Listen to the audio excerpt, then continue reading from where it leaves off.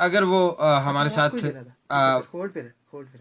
اگر وہ ہمیں دستیاب ہوں، اس وقت ہمیں یہ بتایا جا رہا ہے ہمارے جو ٹیکنیکل ماہر ہمارے ساتھ جو موجود ہیں ٹیکنیکل معاونت کے لیے جنید ظفر، ان کی طرف سے یہ بتایا جا رہا ہے کہ وہ ہمارے ساتھ موجود ہیں جناب عارف ماگرے صاحب۔ عارف ماگرے صاحب، خوش آمدید کہوں گا، بہت شکریہ آپ کے قیمتی وقت کا۔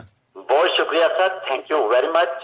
جی، چونکہ آپ کو ہم نے اس لیے لیا کہ کچھ آپ کے جو چاہنے والے تھے، آپ کے جو ہمدرد تھے، ان کی طرف سے یہ کہا گیا تھا کہ جو ہمارے جو لیڈر ہیں یا جو ہم جن کی حمایت کرتے ہیں، ان کے حوالے سے جو بات کی گئی تھی تو وہ سراسر غلط تھی جو وزیر حکومت کی طرف سے کی گئی۔ تو آپ کے حمایتیوں کا یہ کہنا تھا کہ آپ یہ چاہ رہے ہیں کہ آپ اپنا موقف دینا چاہ رہے ہیں اور اس حوالے سے بات کرنا چاہتے ہیں، کیونکہ انہوں نے آپ پہ یہ کچھ الزامات اس طرح کے لگائے تھے کہ آپ کچھ لینا چاہ رہے تھے، حاصل کرنا چاہ رہے تھے حکومت سے، جب نہیں ملا تو میری مخالفت شروع کر دی۔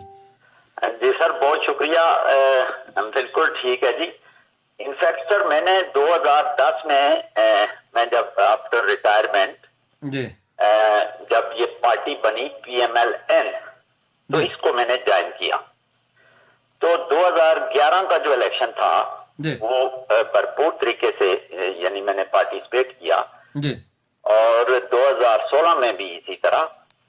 لیکن ایک بات میں بڑی واضح کر دوں آپ کو کہ میں نے کوئی یاسین گلشن صاحب نے میرے بارے میں جو کہا ہے کہ میں مشیر حکومت لگنا چاہتا تھا، جی ایڈوائزر لگنا چاہ رہے تھے، ایڈوائزر لگنا چاہتا تھا، تو گزارش یہ ہے کہ میں حلفاً یہ کہتا ہوں میں I am a soldier basically, میں ایک سپاہی ہوں، ویسے بھی میں جھوٹ نہیں بولتا، لیکن میں اس بات پہ حلف اٹھاتا ہوں کہ کبھی میں نے یاسین گلشن صاحب سے یا فاروق حیدر صاحب سے یہ بات کی ہو کہ مجھے آپ ایڈوائزر لگائیں، کبھی نیور۔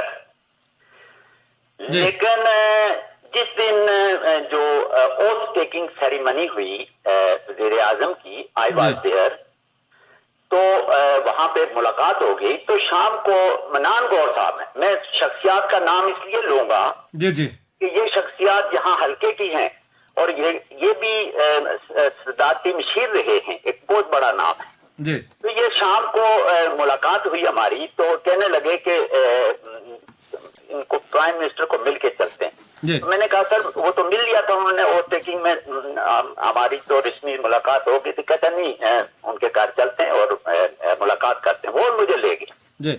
جب میں ان سے ملا تو مجھے اپنے ساتھ بڑھایا، ایک سائڈ پہ منان گور صاحب تھے، ایک سائڈ پہ میں، بالکل وہ مطلب ہے ان کے ساتھ جب بیٹھا تو انہوں نے خود کہا مجھے کہ میں آپ کو اپنی کیبنٹ میں لوں گا۔ منان گوہر سے کو بھی لے کے آپ پوچھیں، مطلب ہے کہ میں آپ سے مشاورت بھی کروں گا اس پہ۔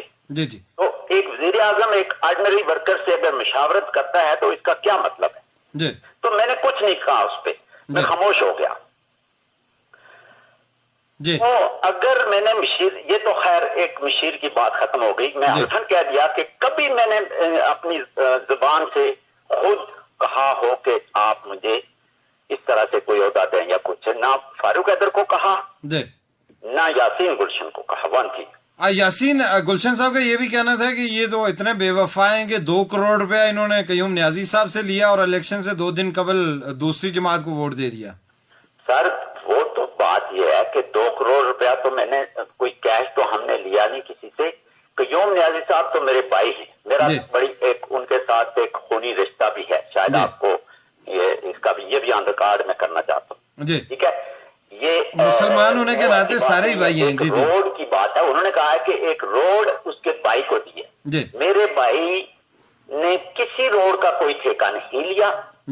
یہ خواجہ حمید صاحب ہیں، ٹنگیڑا کے ہی ہیں وہ، انہوں نے یہ روڈ بنائی تھی، لیکن روڈ کا مطلب یہ نہیں ہے وہ ایک علاقے کے لیے ہے، وہ اسپیسیفک میرے لیے نہیں ہے روڈ۔ اگر وہ روڈ دیا، نہ میرے کسی رشتہ دار نے اس کا ٹھیکہ لیا، تو انہوں نے غلط بیانی کی ہے۔ مجھے افسوس ہے کہ ایک یاسین گلشن صاحب ایک منسٹر ہیں اور وہ جھوٹ بول رہے ہیں۔ مجھے وہ سن کے بہت ہارٹ ہوا میں کہ وہ کہتے ہیں کہ ان کے بھائی کو دیا۔